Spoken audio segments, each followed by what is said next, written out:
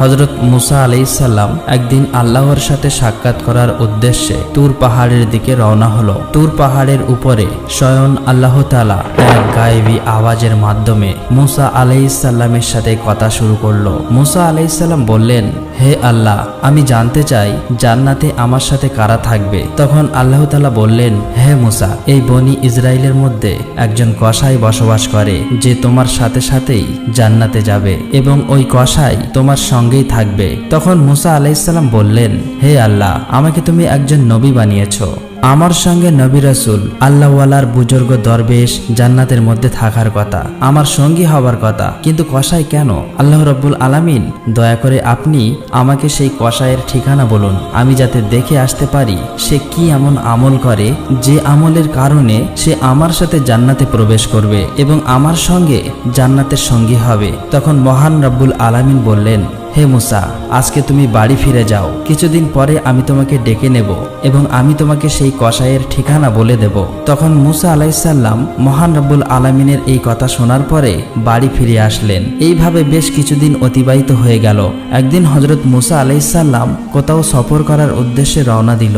যখন তিনি রাস্তা দিয়ে যাচ্ছিলেন তখন দেখলেন একজন মহিলা কান্নারত অবস্থায় দাঁড়িয়ে আছে। মহিলাটি হযরত মুসা আলাইহিস সালামকে দেখা মাত্র তার কাছে আসলো এবং বলল, হে আল্লাহর নবী, হে আল্লাহর নবী মুসা, আপনি কি এখন আল্লাহর সাথে কথা বলার জন্য তুর পাহাড়ে যাচ্ছেন? যদি তুর পাহাড়ে যান তাহলে আপনি আল্লাহর সাথে আমার বিষয়ে অবশ্যই বলবেন। মহান আল্লাহ তাআলা কেন আমাকে কোনো সন্তান সন্ততি দান করেননি? আমার বিবাহের কয়েক বছর হয়ে গেল, তবু এখনো পর্যন্ত আমি কোনো সন্তানের মা হতে পারিনি। আল্লাহ তাআলা আমাকে কি কখনো মা হওয়ার ভাগ্য রাখেনি, নাকি আমার কোনো ভুলের কারণে আল্লাহ তাআলা আমার সন্তান সন্ততি দান করেন না? মুসা আলাইহিস সালাম বললেন, ঠিক আছে, অবশ্যই আমি জিজ্ঞেস করব। অতঃপর মহিলাটি সেখান থেকে চলে গেল। এবার মুসা আলাইহিস সালাম মহিলাটির প্রশ্ন শুনে একটু অবাক হলো, তাই তিনি আর অন্য কোথাও সফর করলেন না। এবারে তিনি আল্লাহর সাথে কথা বলার উদ্দেশ্যে তুর পাহাড়ের দিকে রওনা হলো। তুর পাহাড়ের উপরে গিয়ে হযরত মুসা আলাইহিস সালাম আল্লাহ তাআলার কাছে প্রশ্ন করল, হে আল্লাহ রাব্বুল আলামিন, আমি আসার পথে একজন মহিলাকে কান্নারত অবস্থায় দেখলাম। তিনি আমাকে প্রশ্ন করল, আমার বিবাহের অনেক বছর হয়ে গেল, তবুও কেন আমার কোনো সন্তান সন্ততি হয়নি? তখন মহান রাব্বুল আলামিন এক গায়েবী আওয়াজের মাধ্যমে হযরত মুসা আলাইহিস সালামের প্রশ্নের জবাবে বললেন, হে মুসা, তুমি বলে দিও ওই মহিলার ভাগ্যে কোনো সন্তান সন্ততি দান করা হয়নি, তাই মহিলাটি বিয়ের এত বছর পরেও মা হতে পারেনি। কন্যা বা পুত্র সন্তান আল্লাহ তাআলার পক্ষ থেকেই হয়, আল্লাহ যাকে দান করে সেই পেয়ে থাকে। অতঃপর হযরত মুসা আলাইহিস সালাম এই প্রশ্নের উত্তর শুনে বাড়ির দিকে রওনা হলো। বাড়ি আসার পথে হযরত মুসা আলাইহিস সালাম সেই মহিলাটির কথা মনে পড়ল, তাই বাড়িতে না গিয়ে সোজা সেই মহিলাটির বাড়িতে গেল। তখন মহিলাটি হযরত মুসা আলাইহিস সালামকে দেখে অবাক হলেন এবং বললেন, হে আল্লাহর নবী মুসা আলাইহিস সালাম, আপনি কি আল্লাহ তাআলার কাছ থেকে এই প্রশ্নের উত্তর জেনে এসেছো? তখন মুসা আলাইহিস সালাম বললেন, হ্যাঁ, মহান আল্লাহ তাআলা বলেছেন তোমার ভাগ্যে কোনো সন্তান দান করেননি, তাই তুমি কখনো মা হতে পারবে না।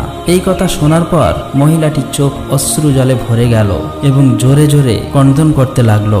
অতঃপর হযরত মুসা আলাইহিস সালাম সেখান থেকে চলে আসলেন। এই ঘটনার কিছুদিন পর একজন আল্লাহওয়ালার বুজুর্গ ফকির ওই মহিলাটির বাড়ি গেল এবং বলল, বাড়িতে কি কেউ আছেন? আমি একজন ফকির, অনেক দিন থেকে কিছু খাইনি, আমার খুব খিদে পেয়েছে, দয়া করে আল্লাহর রাস্তে আমাকে কিছু খাবার দান করুন, নিশ্চয়ই আল্লাহ তাআলা তোমার নিয়ত পূর্ণ করবে। অতঃপর মহিলাটি ফকিরের এই কথা শুনে তার ঘরে আসতে দিল এবং ফকিরকে 4টি রুটি খেতে দিল। তখন মহিলাটি বলল, আপনি তো আল্লাহর ফকির, আপনি একটু আল্লাহর কাছে আমার জন্য দোয়া করবেন। আল্লাহ তাআলা আমাকে কোনো সন্তান দান করেননি, আল্লাহ তাআলা যেন আমাকে সন্তান দান করেন। অতঃপর ফকিরটি রুটি খাবার পরে দোয়া করে সেখান থেকে চলে গেল।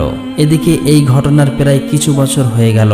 একদিন হঠাৎ হযরত মুসা আলাইহিস সালাম আবারও কোথাও সফর করছিলেন। হযরত মুসা আলাইহিস সালাম ওই মহিলাটির বাড়ির কাছ থেকে যাচ্ছিলেন। তখন হজরত মুসা আলাইহিসসালামের ওই মহিলার কথা মনে পড়ে গেল। এবার হজরত মুসা আলাইহিসসালাম তার বাড়ির কাছে গিয়ে দেখল ওই মহিলাটি ছোট্ট সন্তান নিয়ে মনের আনন্দে খেলা করছে। মহিলাটি হজরত মুসা আলাইহিসসালামকে দেখে বাইরে চলে আসলো এবং বলল, হে আল্লাহর নবী মুসা আলাইহিসসালাম, আপনি তো বলেছিলেন আল্লাহ তাআলা আমাকে কোনো সন্তান দান করবে না, আমার ভাগ্যে তা লেখা হয়নি, কিন্তু আল্লাহ তাআলা তো আমার একটা সন্তান দান করেছে। এটা শুনে হজরত মুসা আলাইহিসসালাম একটু অবাক হলেন এবং এই প্রশ্নের উত্তর জানার জন্য হজরত মুসা আলাইহিসসালাম তুর পাহাড়ের দিকে রওনা হলো।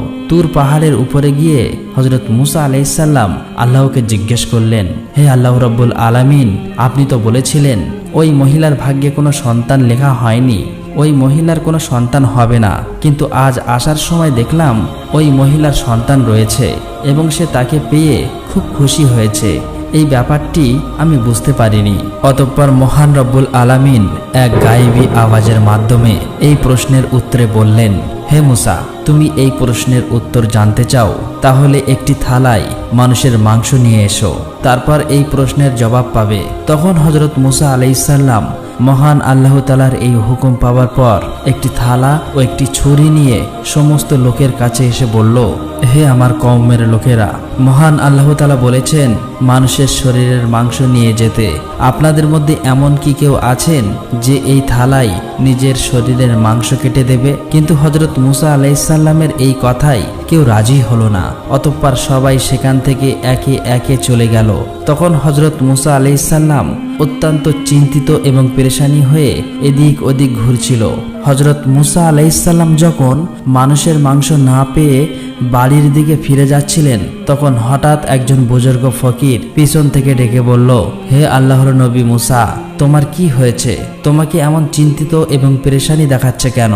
তখন মুসা আলাইহিসসালাম সেই ফকিরের কাছে এসে বলল, মহান আল্লাহ রাব্বুল আলামিন আমাকে মানুষের শরীরের মাংস নিয়ে যেতে বলেছে, কিন্তু কোনো মানুষই নিজের শরীরের মাংস কেটে দিতে রাজি হলো না, বরং সবাই মুখ ফিরিয়ে চলে গেল। তখন বুজুর্গ ওই ফকির হজরত মুসা আলাইহিসসালামের মুখে এই কথা শোনা মাত্রই তার কাছ থেকে ছুরি নিয়ে নিজের শরীর থেকে একটু একটু মাংস কেটে হজরত মুসা আলাইহিসসালামের কাছে দিয়ে দিল এবং ওই বুজুর্গ ফকির সেখান থেকে চলে গেল।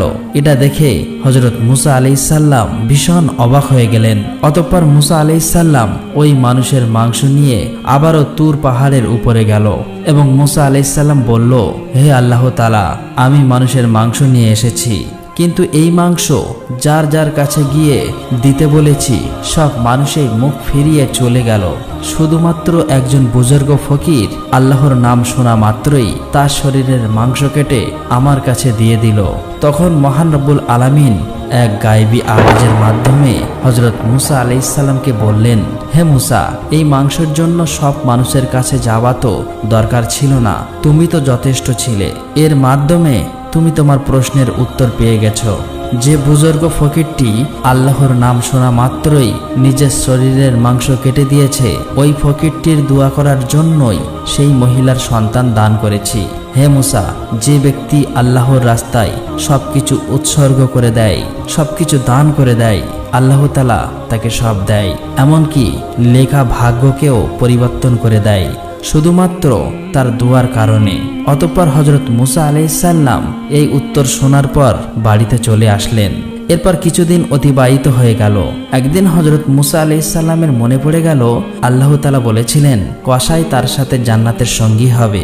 এই প্রশ্নের জবাব জানার জন্য হজরত মুসা আলাইহিসসালাম আবারও তুর পাহাড়ের উদ্দেশ্যে রওনা হলো। তুর পাহাড়ে গিয়ে হজরত মুসা আলাইহিসসালাম বললেন, আল্লাহ রাব্বুল আলামিন আপনি বলেছিলেন কসাই মুসার সাথে জান্নাতের সঙ্গী হবে। আমি জানতে চাই সেই কসাই কি এমন আমল করে যে আমলের কারণে আমার সাথে জান্নাতে থাকবে। অতঃপর মহান আল্লাহ তাআলা গায়েবী আওয়াজের মাধ্যমে সেই কসাইয়ের ঠিকানা বলে দিলেন।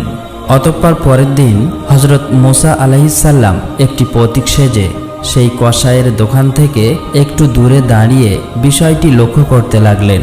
হজরত মুসা আলাইহিসসালাম লক্ষ্য করলেন যে ওই কসাইয়ের তেমন তো কোনো গুরুত্বপূর্ণ আমল দেখতে পাচ্ছি না। কসাই শুধু মাংস কেটে তার মধ্যে যেগুলি সব থেকে ভালো ওই মাংসগুলোকে একটু একটু করে তার সাইডে রেখে দেয়। কিছুক্ষণ পরে হযরত মুসা আলাইহিসসালাম দেখলেন কসাই এই মাংসগুলোকে নিয়ে তার বাড়ির পথে রওনা দিলেন। হযরত মুসা আলাইহিসসালাম কসাইয়ের পিছন পিছন রওনা দিলেন। এক পর্যায়ে কসাই তার বাড়িতে পৌঁছে গেলেন। হযরত মুসা আলাইহিসসালাম দূর থেকে তার বাড়ি লক্ষ্য করে সেদিনের মতো সেখান থেকে চলে গেলেন।